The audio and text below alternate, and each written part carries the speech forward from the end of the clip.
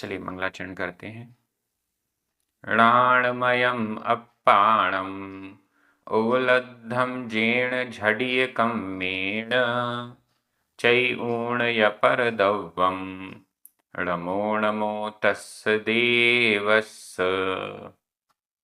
बोलिए श्री 1008 शांतिनाथ भगवान की जय। आचार्य श्री कुंद कुंद स्वामी की जय। आचार्य गुरुवर विद्यासागर समय सागर जी महाराज की जय। मुनि पुंगव श्री 108 सुधा सागर जी महाराज की जय।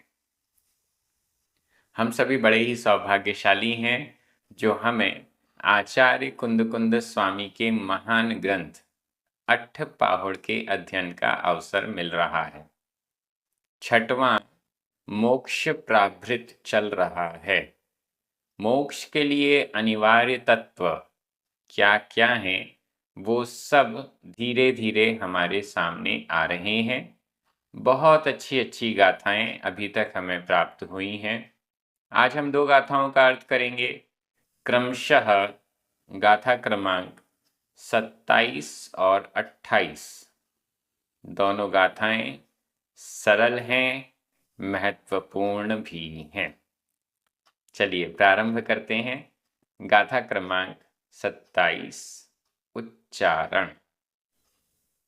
सव्वे सव्वे कसाय कसाय मोत्तुम अधता पुरता मोत्तुम मोत्तुम गारव गारव मय राय दोष वामोहम गारवमय राय दोष वामोहम गारवमय राय दोष वामोहम लोय व्यवहार विरदो लोय व्यवहार विरदो लोय व्यवहार विरदो अप्पा अधपा पुरपा अप्पा झाएह झाएह झाणत्थो अधतथ झाणत्थो सव्वे कसाय मोत्तुम सव्वे कसाय मोत्तुम गारवमय राय दोष वामोहम गारवमय राय दोष वामोहम लोय व्यवहार विरदो लोय व्यवहार विरदो अप्पा झाएह झाणत्थो अप्पा झाएह झाणत्थो। बड़ी अच्छी गाथा है। सव्वे कसाय सव्वे सभी कसाय कषायों को सभी कषायों को सभी कषायों को मोत्तुम मोत्तुम। अब यहाँ पर जो प्रत्यय लगा हुआ है मोत्तुम, यह हेत्वर्थक कृदंत में भी प्रयोग हो रहा है और संबंधक भूत कृदंत का भी माना जाता है। संबंधक भूत कृदंत में अनियमित प्रयोग में माना जाएगा। दोनों जगह अर्थ क्या बन रहा है? हेत्वर्थक कृदंत में मोत्तुम छोड़ने के लिए, हेत्वर्थक कृदंत में भी यह अनियमित है, दोनों में अनियमित मानेंगे, छोड़ने के लिए। और जब संबंधक भूत कृदंत की ओर जाएंगे छोड़कर। सव्वे कसाय मोत्तुम सभी कषायों को मोत्तुम छोड़कर या छोड़ने के लिए। कषायों को छोड़कर या कषायों को छोड़ने के लिए। नीचे क्या लिखा हुआ है?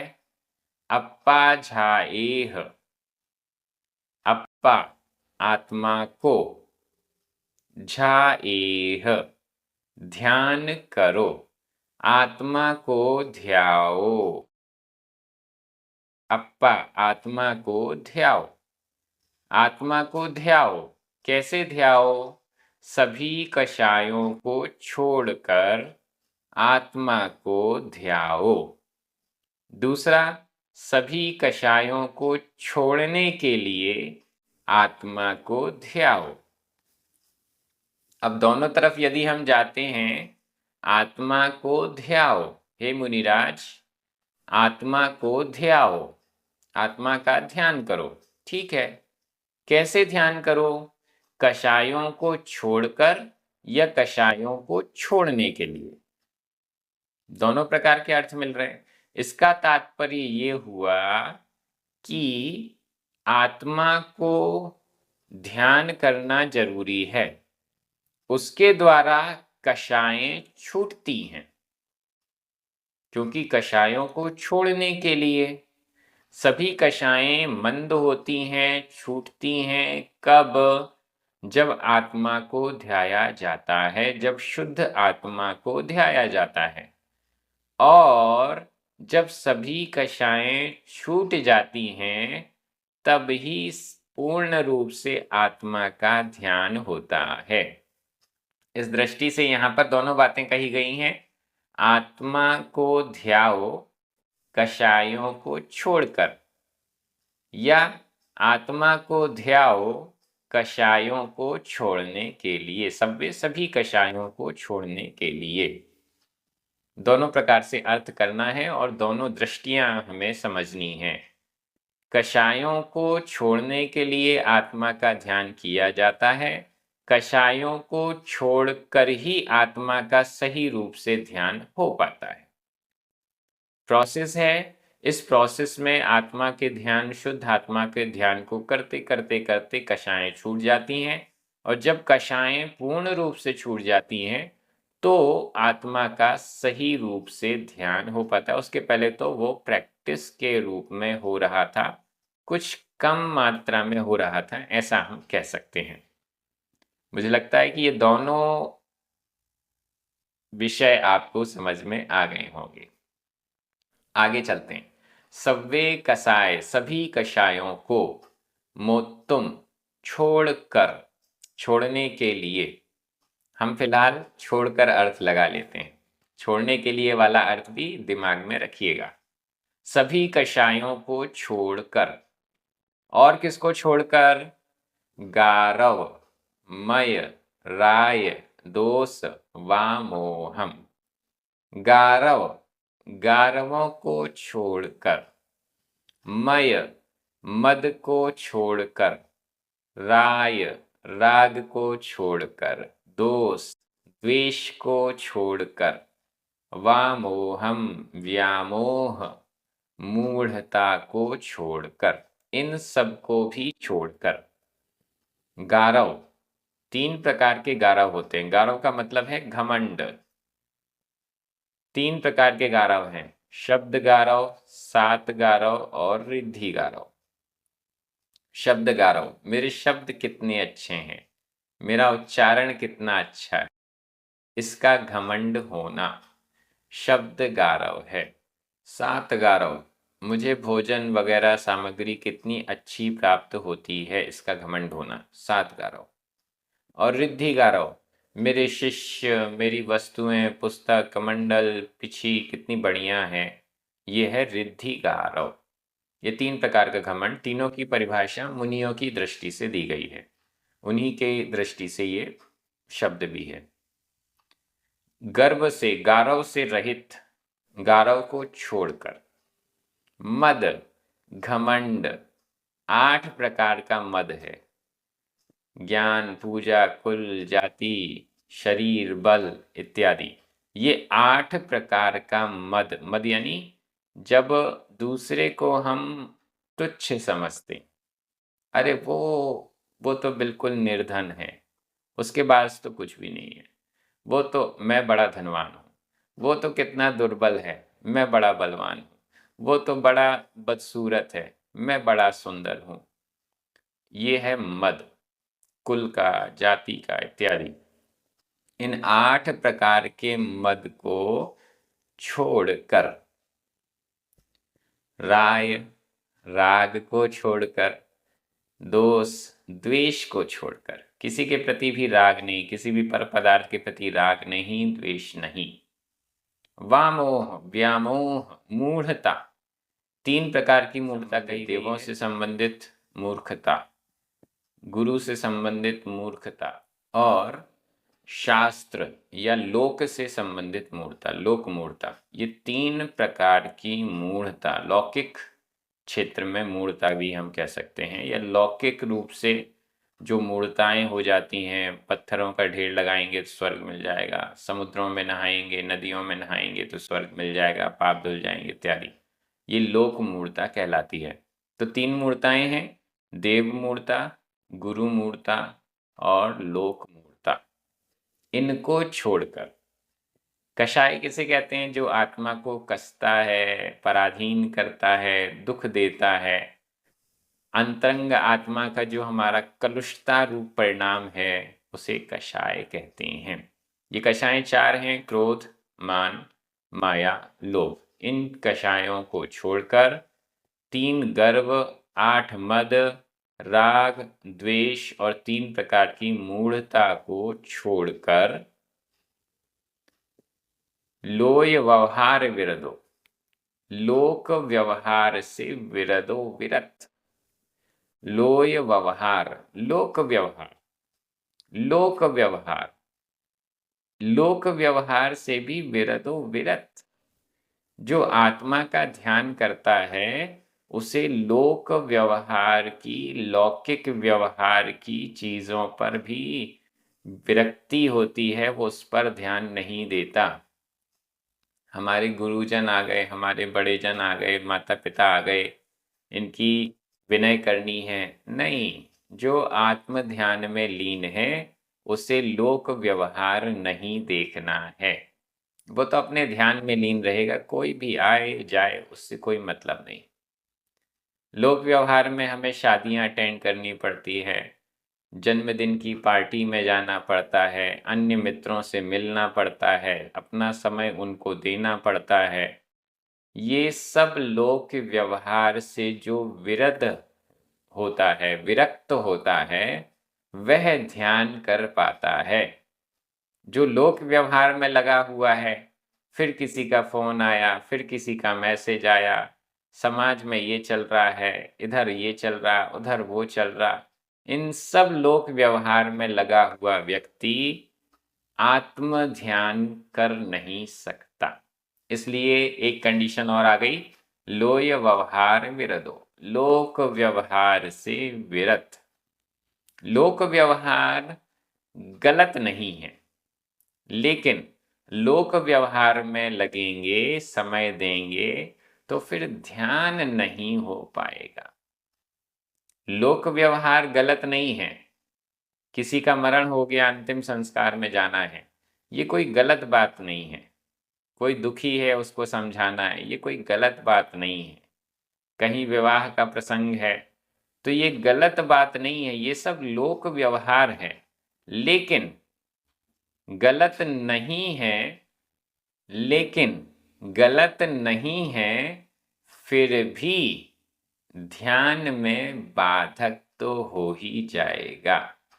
इसलिए जिनको शुद्ध आत्मा का ध्यान करना है उनसे कहा जा रहा है लोय व्यवहार विरदो, लोक व्यवहार से विरत होना जरूरी है। हमारे लिए नहीं है, जो मुनिराज आत्म ध्यान में डूबते हैं उनके लिए है।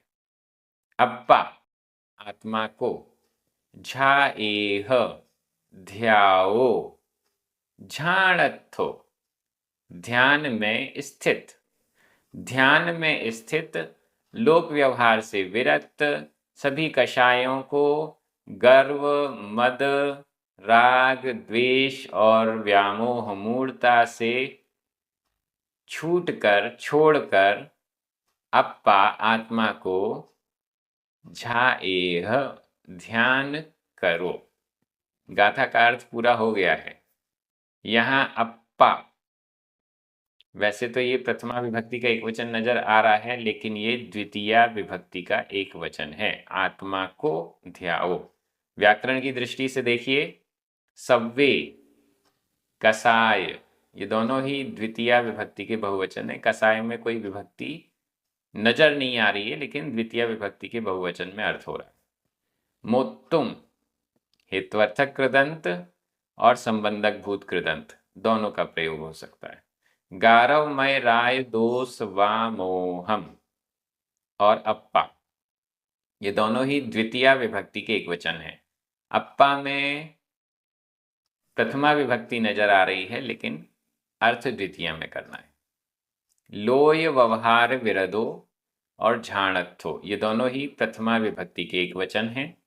झा एह विधि एवं आज्ञाकाल मध्यम पुरुष, बहुवचन का यहाँ पर प्रत्यय लगा हुआ है, लेकिन अर्थ एक वचन में करना पड़ेगा, क्योंकि लोय व्यवहार विरदो और झाणत्थो इन दोनों में एक वचन है, इसलिए यहाँ पर भी अर्थ बहुवचन में होते हुए भी एक वचन में करना पड़ेगा। इस प्रकार से ये व्याकरण हो गई। मैं एक बार हिंदी अर्थ कर रहा हूं, आपकी नजर प्राकृत शब्दों पर जानी चाहिए। सभी कषायों को गारव, मद, राग, द्वेष और मूढ़ता को छोड़कर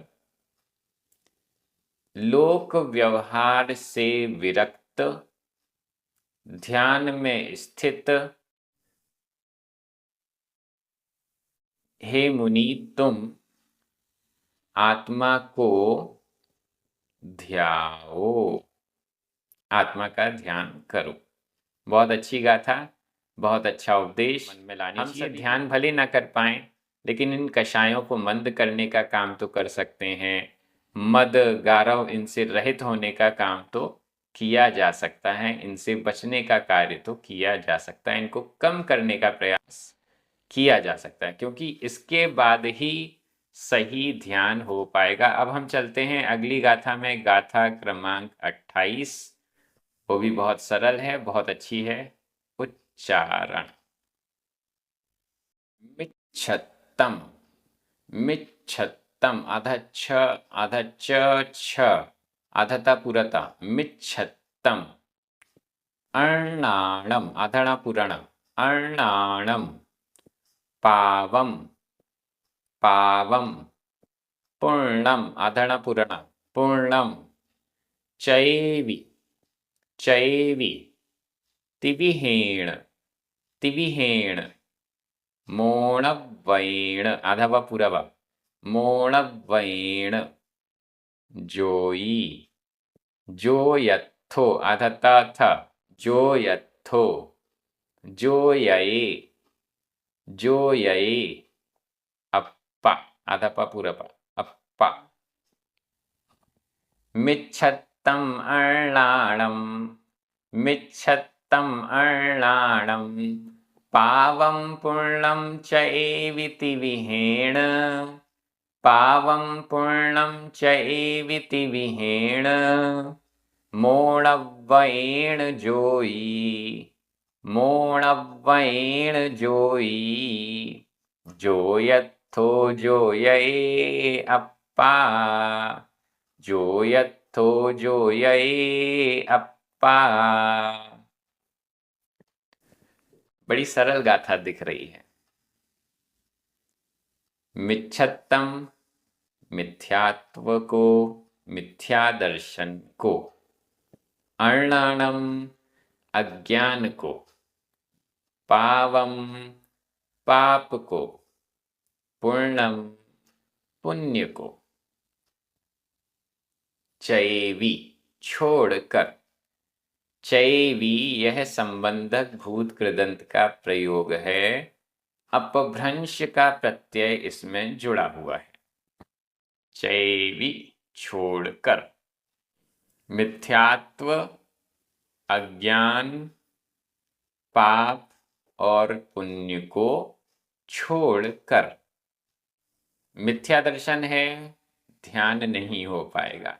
मिथ्या श्रद्धान है, गलत श्रद्धान है, देवशास्त्र गुरु के प्रति सही श्रद्धान नहीं है, सात तत्वों के प्रति सही श्रद्धान नहीं है, ध्यान नहीं हो पाएगा।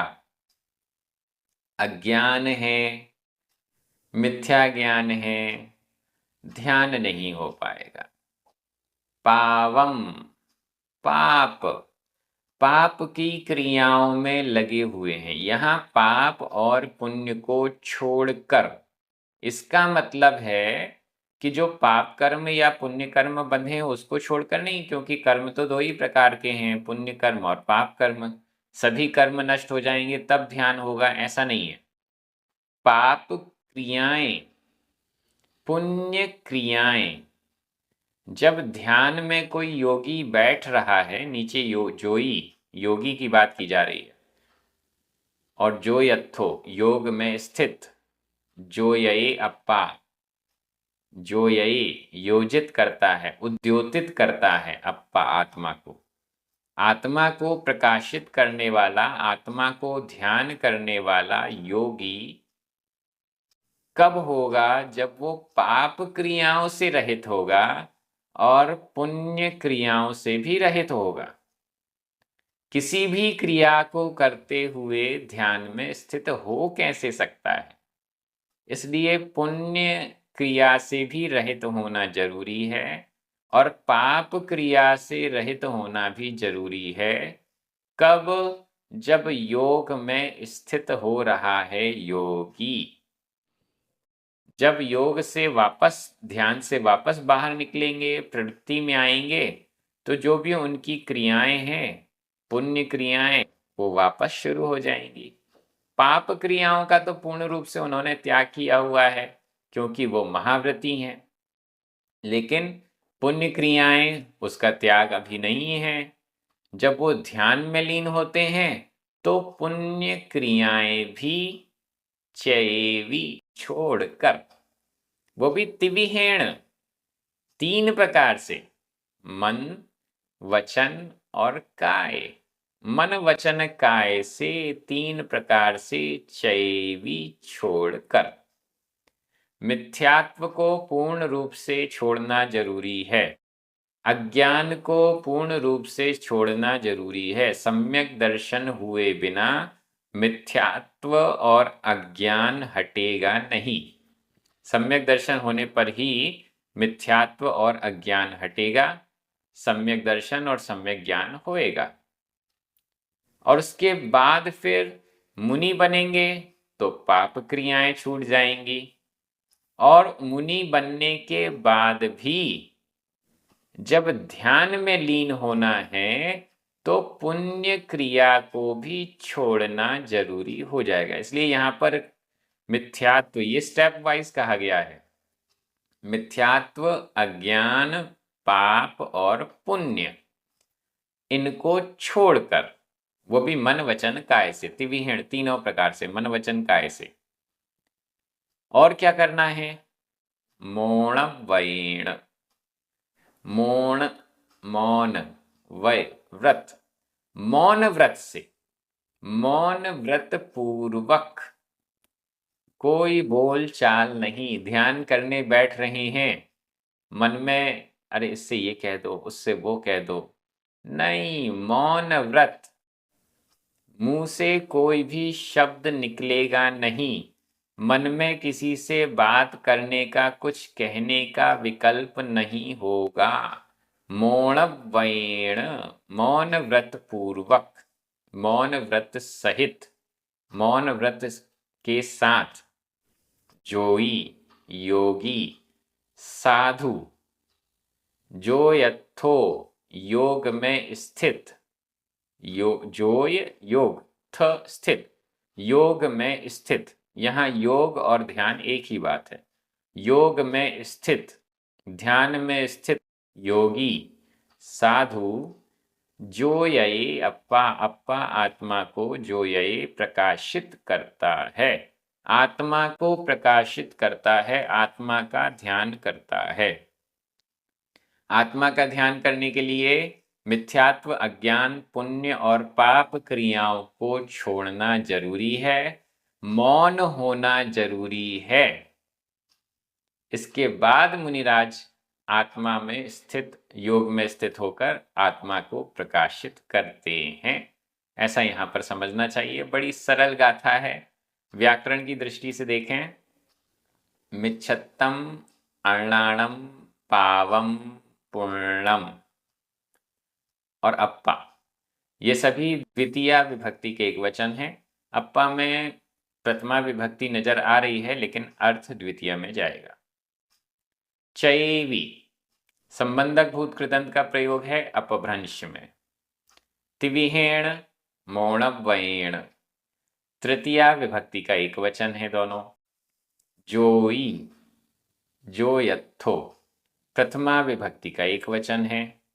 जोयये, वर्तमान काल अन्य पुरुष एक वचन का क्रिया रूप है।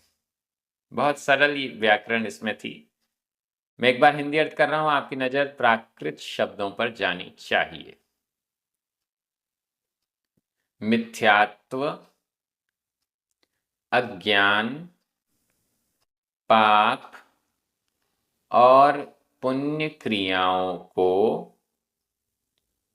छोड़कर, तीन प्रकार से मन वचन काय से छोड़कर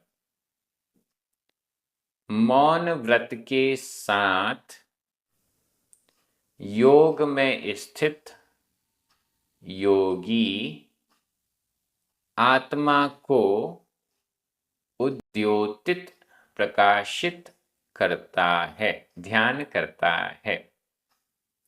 बहुत अच्छी अच्छी गाथाएं, उपदेश आचार्य कुन स्वामी के हमें प्राप्त हो रहे हैं। ध्यान कौन कर सकता है, कैसे कर सकता है, उसकी क्या योग्यता होनी चाहिए, ये प्रकट हो रही है। मुनि महाराज, योगी ही ध्यान कर सकते हैं, उनके लिए भी कंडीशंस हैं, ऐसी कंडीशन को फॉलो करने के बाद ही ध्यान कर सकते हैं इत्यादि, ये सब हमारे सामने आ रहा है। भविष्य की दृष्टि से हमें भी इन सब बातों को फॉलो करना जरूरी है, तब हम ध्यान कर पाएंगे और मोक्ष जा पाएंगे। ये सब हमें समझ में आ रहा है। सभी को बहुत अच्छे से ये गाथाएं, ये आचार्य कुन स्वामी के शब्द बड़े रुचिकर लग रहे हैं। उनके प्रति सबकी आस्था बढ़ती जा रही है, श्रद्धा बढ़ती जा रही है। इसी प्रकार से ये स्वाध्याय और आगे बढ़ता रहेगा। सभी को स्वाध्याय से जुड़ने के लिए अवश्य प्रेरित करें। जिनवाणी स्तुति करें, 9 बार नमोकार मंत्र पढ़ें। सभी को जय जिनेन्द्र।